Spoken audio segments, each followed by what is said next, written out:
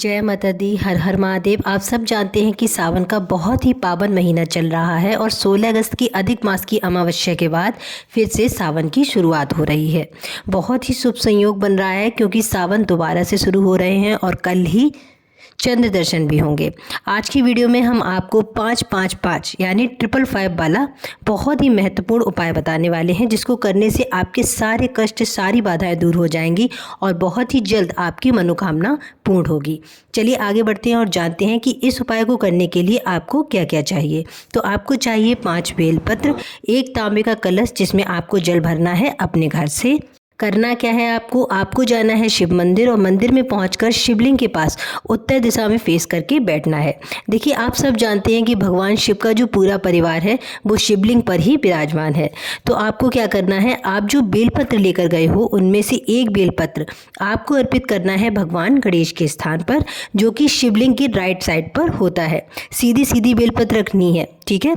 इसके बाद कलश से थोड़ा सा जल श्री शिवाय नमस्तुभ्यम का जाप करते हुए भगवान गणेश वाले स्थान पर समर्पित करना है, ठीक है। उसके बाद आपको अपना जो दूसरा बेलपत्र है वो अर्पित करना है भगवान कार्तिकेय के स्थान पर, जो कि शिवलिंग की लेफ्ट साइड पर होते हैं।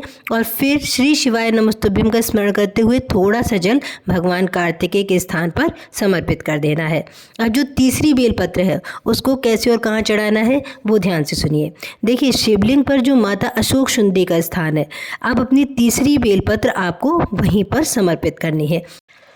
लेकिन ध्यान रखना, बेलपत्र की जो पत्तियां हैं वो होंगी शिवलिंग की तरफ और जो डंडी है वो होगी जलाधारी पर, बिल्कुल लटकती हुई होनी चाहिए। मतलब जो बेलपत्र की डंडी होगी वो शिवलिंग पर जो माता अशोक सुंदरी वाला स्थान है उसको टच करती हुई नहीं होनी चाहिए, बल्कि लटकती हुई होनी चाहिए जलाधारी पर, जहाँ से जल गिरता है। इसके बाद आपको श्री शिवाय नमस्तुभ्यम का जाप करते हुए यहाँ पर भी थोड़ा सा जल समर्पित करना है। चलिए आगे बढ़ते हैं, बात करते हैं चौथी बेलपत्र कहाँ और कैसे अर्पित करनी है। देखिए, जो चौथी बेलपत्र है वो आपको समर्पित करनी है माता पार्वती के हस्तकमल वाले स्थान पर। और फिर कलश से थोड़ा सा जल आपको श्री शिवाय नमस्तुभ्यम का स्मरण करते हुए माता पार्वती के हस्तकमल वाले स्थान पर चढ़ा देना है। 4 बेलपत्र हो गए अर्पित। अब जो 5वीं बेलपत्र है वो आपको समर्पित करनी है शिवलिंग पर। ध्यान रखना, डंडी होगी जलाधारी की तरफ और पत्ती रहेगी आपकी तरफ। कलश में जो जल बचा है उसे अपनी मनोकामना कहते हुए और मन में श्री शिवाय नमस्तुभ्यम का स्मरण करते हुए पूरा का पूरा जल शिवलिंग पर अर्पित कर देना है। इस उपाय को करने से बाबा भोलेनाथ बहुत ही प्रसन्न होते हैं, तो आप ये उपाय जरूर करके देखिएगा। महादेव की कृपा से आपके सारे कष्ट, सारी बाधाएं, सारे दुख दूर हो जाएंगे और आपकी जो भी विश है वो बहुत जल्द पूर्ण हो जाएगी। इस उपाय को 5-5-5 वाला यानी 555 वाला उपाय इसलिए कहा जाता है क्योंकि इसमें 5 बेलपत्र और जल 5 स्थानों पर 5 बार चढ़ाए जाते हैं, ठीक है। चलिए आगे बढ़ते हैं, बात करते हैं अपने दूसरे उपाय की।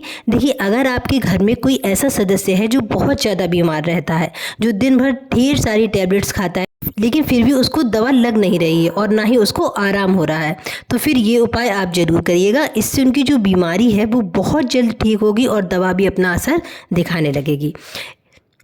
इस उपाय को करने के लिए आपको चाहिए 5 बेलपत्र, 5 पीपल के पत्ते। ध्यान रखिए, जो आप पीपल के पत्ते लेंगे वो मुलायम वाले, जो कोमल पत्ते हैं वो लेने हैं, टाइट वाले पत्ते नहीं लेने हैं। और आपको लेना है 1 तांबे का कलश जिसमें जल भरना है आपको अपने घर से, और 1 खाली लोटा भी लेना है, ठीक है। करना क्या है, आपने तांबे के कलश में या लोटे में जो जल भरा है उसमें आपको 5 बेलपत्र और 5 पीपल के पत्ते डालने हैं। और इसके बाद आपको जाना है शमी वृक्ष के पास। देखिए, अगर आपके घर में गमले में ही शमी पत्र का पौधा लगा हो तो आप वहाँ पर भी उपाय कर सकते हैं, और अगर आपके घर के आसपास कहीं भी शमी पत्र का पेड़ है तो आप वहाँ पर भी उपाय कर सकते हैं। अब आप जो खाली लोटा अलग से लेकर गए हो उसको आपको रख देना है शमी पत्र के पेड़ के नीचे, और बेलपत्र पीपल के पत्ते वाला लोटे का जो जल है उस जल को आपको धीरे धीरे अवधूतेश्वर महादेव का नाम लेते हुए इस खाली वाले लोटे में चढ़ाना है, ठीक है। देखिए, जब आप धीरे धीरे जल को चढ़ाएंगे तो ना ही इसके पत्ते नीचे गिरेंगे और ना ही जल फैलेगा। इसके बाद जो बेलपत्र पीपल के पत्ते हैं वो रह जाएंगे आपके तांबे के कलश में ही और जल दूसरे लोटे में इकट्ठा हो जाएगा। फिर आपको क्या करना है, आपको ये जो 5 बेलपत्र और 5 पीपल के पत्ते तांबे के कलश में रह गए हैं ना, उनको निकाल कर समर्पित कर देना है शमी वृक्ष पर। और लोटे का जो जल है वो आपको धीरे धीरे उस व्यक्ति को दिन भर में पिलाना है जो कि बीमार है। याद रखिएगा, एकदम से इकट्ठा जल नहीं पिला देना है, बल्कि थोड़ा थोड़ा करके दिन भर में वो जल आपको उस व्यक्ति को पिलाना है। इस उपाय से 100% उनकी जो भी बीमारी है वो धीरे धीरे समाप्त हो जाएगी।